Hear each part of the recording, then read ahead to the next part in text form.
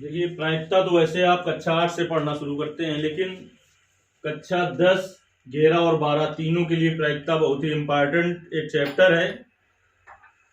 11 में भी मिलेगा और आपको 12 में भी मिलेगा। कुछ चीजें यहीं से कॉमन मिलेंगी, जैसे किसी सिक्के को उछालना हो 1 बार, 2 बार, 3 बार, 4 बार या 5 बार, किसी पांसे को उछालना हो और ताश के गड्डी की बात हो। तो आज की क्लास में हम केवल आपको बताते हैं सिक्के के बारे में। प्रायिकता का सवाल आप तभी कर पाएंगे जब प्रतिदर्श समष्टि बना पाए। तो सिक्के को 1 बार उछालना हो, 2 बार उछालना हो, आप बड़ी आसानी से कर लेते हैं, लेकिन सिक्के को 3 बार या 4 बार उछालना हो तो प्रतिदर्श समष्टि कैसे लिखें, उसके लिए हम आपको बताते हैं कि प्रतिदर्श समष्टि लिखें कैसे। चलिए देखते हैं। सिक्के में 2 पहलू होते हैं। एक सिक्का होता है तो उसमें 2 पहलू होते हैं। एक तरफ क्या होगा, हेड, और एक तरफ टेल होगा। एक जो न्याय सिक्का है, यानी कि न्याय संगत जो सिक्का है, उसमें सिक्का जो वास्तविक होता है, उस सिक्के में एक तरफ हेड और एक तरफ टेल होता है। कुछ सिक्के ऐसे भी होंगे जो न्याय संगत, उसे नहीं माना जाएगा कि दोनों तरफ हेड हो, दोनों तरफ टेल ही हो। तो हम एक न्याय सिक्के की बात करते हैं, मतलब ऐसा सिक्का जिसके तरफ एक तरफ हेड हो, एक तरफ टेल। हेड को ही सिर कहते हैं और टेल को क्या कहा जाता है, पुच्छ या पूंछ कहा जाता है। कभी कभी कहेगा एक सिक्के को 2 बार उछालने पर कम से कम एक पूंछ आने की प्रायिकता ज्ञात करो, या कम से कम एक पुच्छ आने की प्रायिकता ज्ञात करो। इसे सिर या शीर्ष कहते हैं।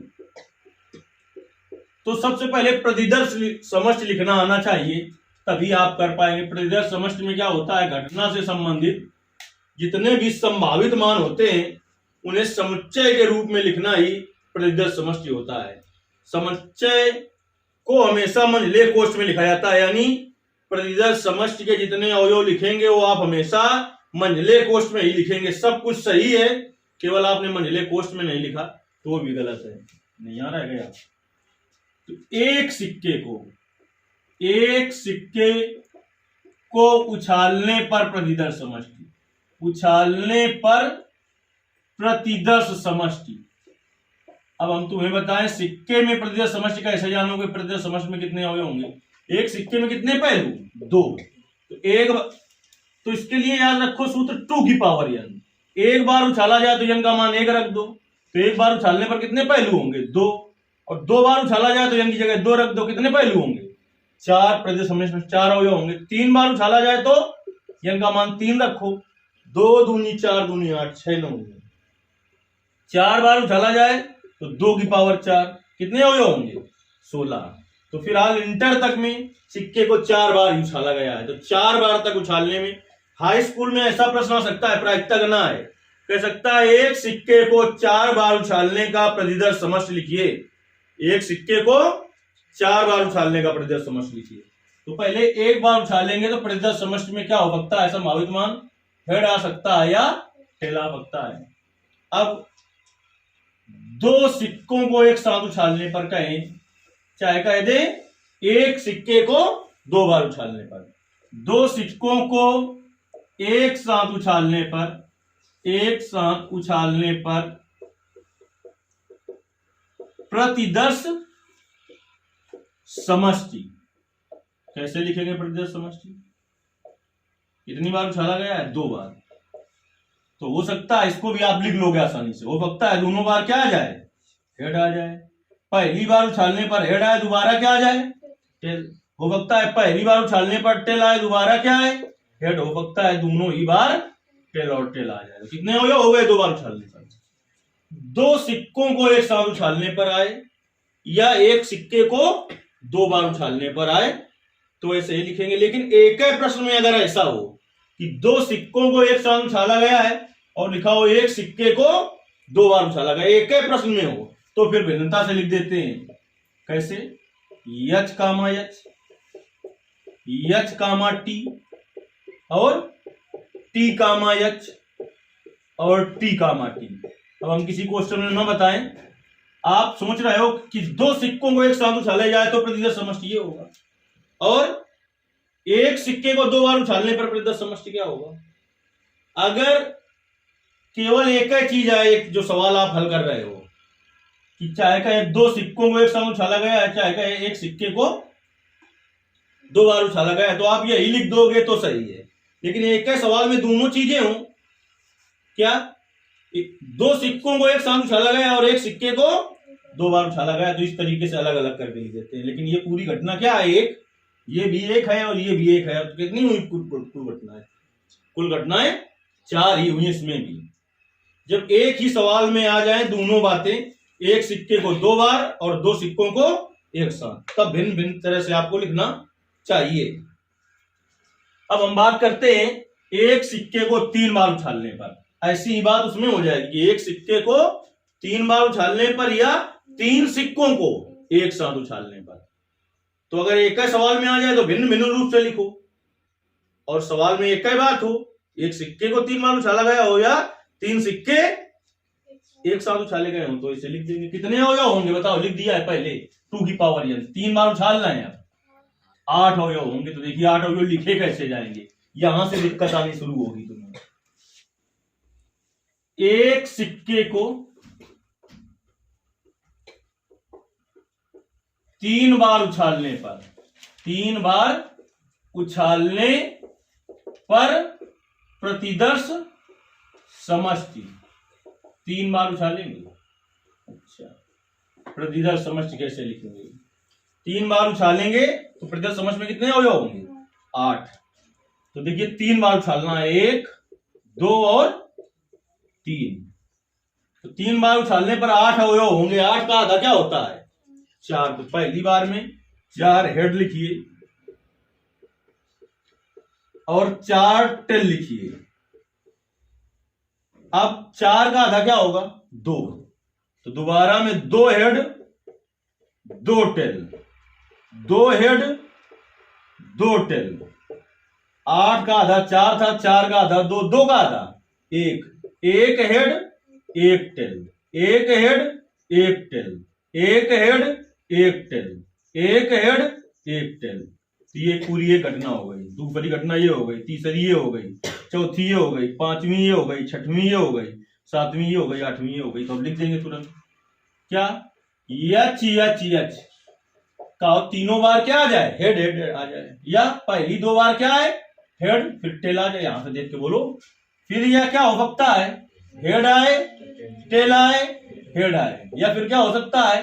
हेड टेल टेल आ जाए, या फिर क्या हो सकता है? टेल हेड हेड आ जाए, या फिर क्या हो सकता है?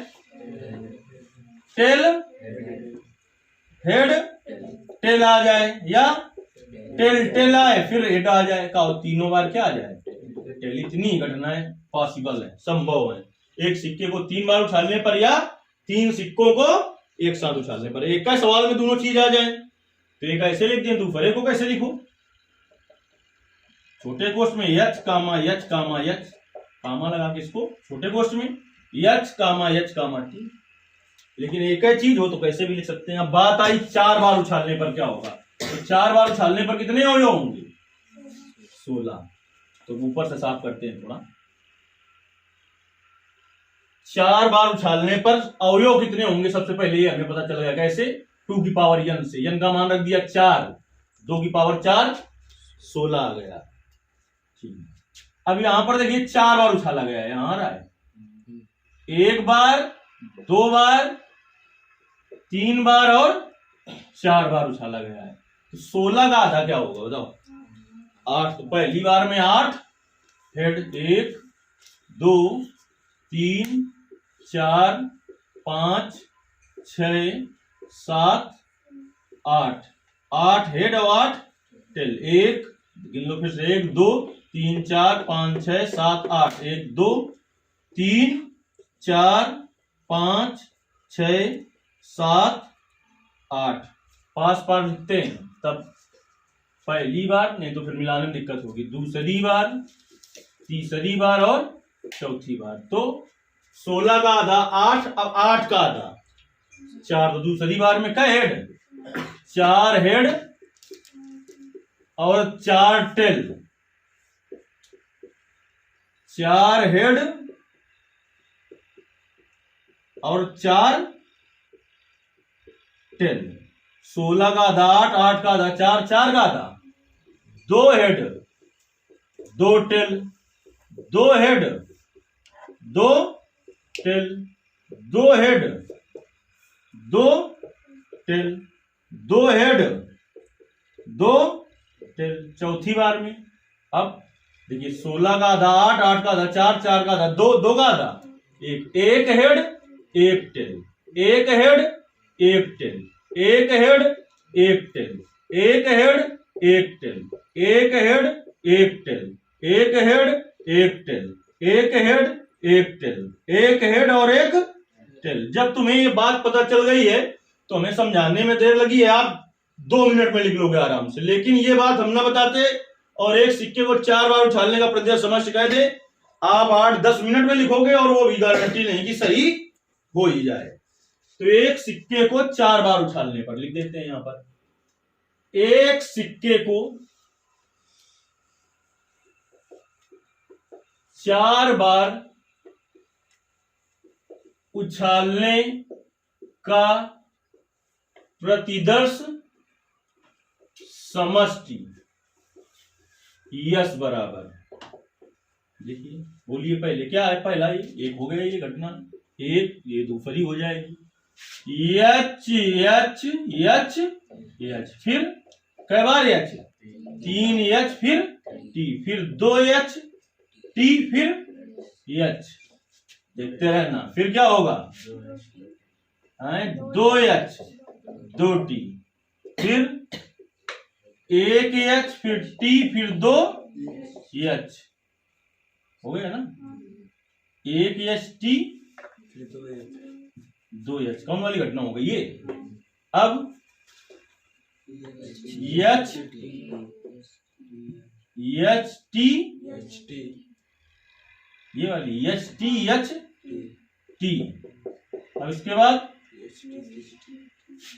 एच टी टी एच, फिर एच टी टी टी, फिर टी एच एच, फिर